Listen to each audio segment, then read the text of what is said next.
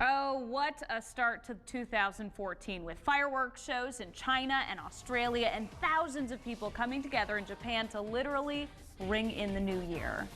And back here in the U.S., this is a live picture of Times Square where thousands of people will be hanging out tonight.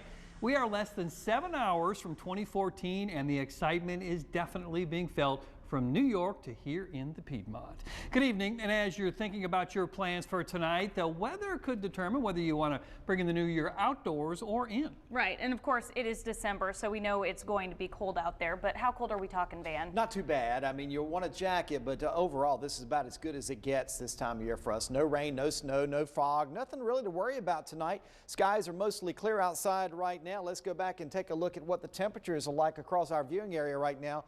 We've got numbers that are generally in the upper 40s with some 30s back in the mountain counties. Very seasonable temperatures. We actually were maybe a couple degrees above normal this afternoon. And tonight, as we take a look here, you can see the trend for clearing from the Triad north. Skies have cleared. To the south, there's a few high thin clouds out there, but those are moving on out. As far as your temperatures go over the next few hours, we're going to go from these upper 40s back to about 42 by 7 o'clock. Then we'll drop a couple degrees an hour through mid-evening. Then it'll start leveling out and drop about a degree per hour. And by the time we get to midnight, we bring in the new year. Temperatures 35 degrees, and that's when everybody will be celebrating and having a good time. And if you're staying out real late tonight, we'll ease on down to about 34 degrees. All right, Van, then it sounds like, we're getting out of the new year to a nice start, but not sure how long that's going to last. Yeah, there are big changes on the way, Van. It's going to get really cold. It is going to get really cold on Friday. Of course, before we get cold, we've got quite an interesting storm system moving our way. Take a look at the weather map. Now, this is going into tomorrow morning.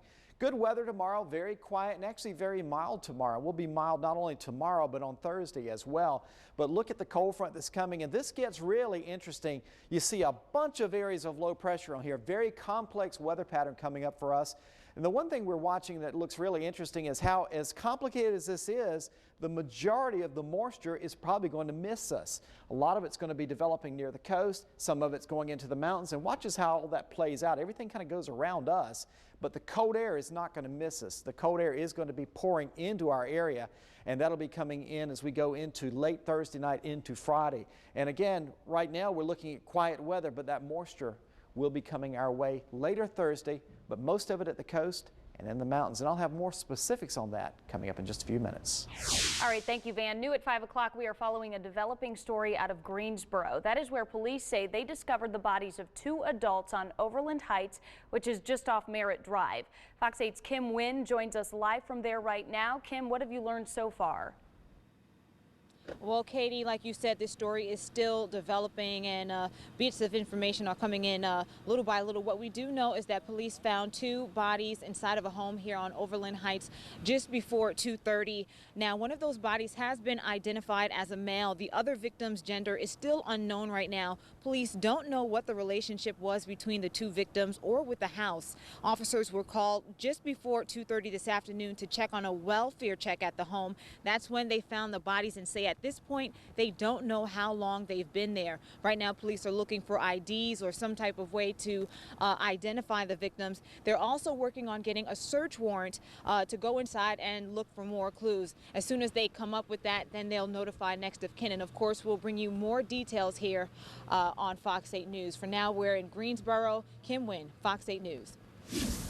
Thank you, Kim. And with the new year comes new taxes in North Carolina. Yeah, for many of us, it means paying a little more for some of the things that we love to do. Fox 8 on your side consumer reporter Melissa Painter joins us in the studio to take a look at what you'll be paying. That's right. Starting tomorrow, there will be one flat state tax rate. It's going to be 5.8%. That's instead of our current 3-tier system, which tops out at 7.75%. So yes, the tax rate is lower, but starting tomorrow, you'll now be paying taxes on some new services. Already confused by North Carolina state taxes? Well, here's a look at what's changing in the new year. More than 40 credits and deductions are gone. Saving for your kids' college tuition? Starting January 1st, you'll pay state taxes on those contributions. For retirees, your Social Security income still remains exempt from taxes, but the new law eliminates that $4,000 deduction on pensions. And for business owners, the $50,000 deduction on your income is now gone. Instead, the standard deduction for your state taxes is increasing. Depending on your filing status, the deduction can be anywhere from $7,500 to $15,000. That's up from a range of $3,000 to $6,000. So that's your personal income tax. What about sales tax? You'll now be paying that 6.75% on some new items. Tell me what movie you're going to see. Frozen. Starting January 1st, you will pay sales tax on movie tickets. Well, I'm glad I chose to come today. That's crazy. I'll wait till they come out on DVD from now on. Sales tax also applying to tickets for concerts, theater, and sporting events. Want to buy that service contract for your car? You'll pay tax on it, but Owen Birchie at Crescent Ford and High Point doesn't expect that to have much of an impact on his business. $1,000 contract will now cost you $67.50 in tax. Not a lot of money when you consider the fact that most people roll that into the finance contract anyway. This also applies to service contracts for appliances. All changes you can expect in the new year.